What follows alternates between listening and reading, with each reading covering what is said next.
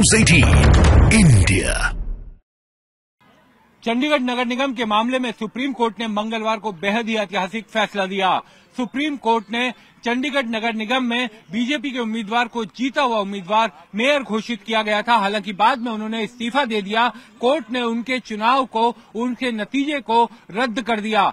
गैर कानूनी बताते हुए कोर्ट ने ये साफ कहा कि आम आदमी पार्टी के उम्मीदवार, जिसको इस चुनाव में कम वोट मिलने का दावा किया गया था, जानबूझकर प्रिसाइडिंग ऑफिसर ने उनके 8 वोट इनवैलिड किए, जिसके कारण दूसरी पार्टी के उम्मीदवार को जिताया जा सके। सुप्रीम कोर्ट ने बहुत ही अहम फैसला सुनाते हुए कहा कि जो आम आदमी पार्टी के मेयर पद के उम्मीदवार कुलदीप कुमार हारे हुए घोषित किए गए थे, उन्हें मेयर घोषित किया जाता है और साथ ही साथ प्रिसाइडिंग ऑफिसर उनके खिलाफ कानूनी कार्रवाई करने की भी अनुशंसा कर दी। दरअसल इस मामले की सुनवाई के दौरान कोर्ट ने पाया कि प्रिसाइडिंग ऑफिसर अनिल मसीह ने उन बैलेट पेपर्स पर, जो 8 बैलेट पेपर पर निशान लगाया था, वो जानबूझकर निशान लगाया था। उनमें सभी बैलेट पेपर पूरी तरीके से वैलिड थे। उसके बावजूद उन्होंने 8 बैलेट को इनवैलिड करने के लिए खुद निशान लगाया और फिर उन्हें इनवैलिड घोषित कर दिया। सुप्रीम कोर्ट ने इस कारगुजारी को बाकायदा सुप्रीम कोर्ट में वीडियो चलाकर देखा और ये कहा कि वीडियो में साफ दिखाई दे रहा है कि किस तरीके से अनिल मसीह बैलेट पेपर पर निशान लगा रहे हैं। साथ ही साथ कोर्ट ने उन बैलेट पेपर को भी आज अपने पास मंगवाया था। उन बैलेट पेपर को देखने के बाद सुप्रीम कोर्ट ने कहा कि इन बैलेट पेपर पर कहीं भी कोई और निशान नहीं है।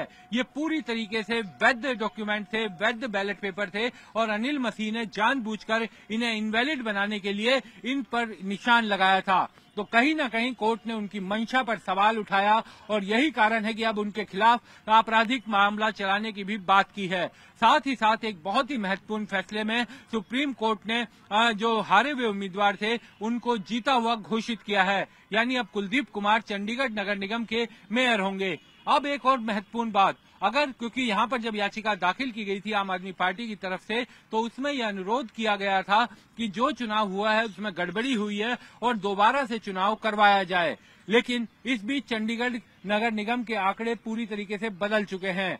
3 काउंसलर आम आदमी पार्टी छोड़कर बीजेपी में शामिल हो चुके हैं। यानी अगर दोबारा भी चुनाव होता तो बीजेपी के उम्मीदवार को जीत मिलती।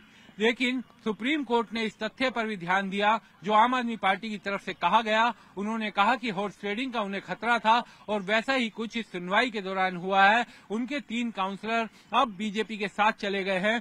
तो कोर्ट ने जो पिछला चुनाव था जिसमें 8 बैलेट पेपर को कोर्ट ने सही माना है, उसी के आधार पर आम आदमी पार्टी के मेयर पद के उम्मीदवार को जीता हुआ घोषित किया। निश्चित तौर पर सुप्रीम कोर्ट का फैसला बहुत ऐतिहासिक है और इस समय जब देश में लोकसभा का चुनाव सामने है, तो विपक्ष, जिसको हर जगह हार का सामना करना पड़ रहा है, उसके लिए एक बड़ी जीत हो सकती है। क्योंकि विपक्षी गठबंधन बनने के बाद ये पहला चुनाव है जिसमें विपक्ष को जीत मिली है। ये चुनाव कांग्रेस और आम आदमी पार्टी मिलकर लड़े थे।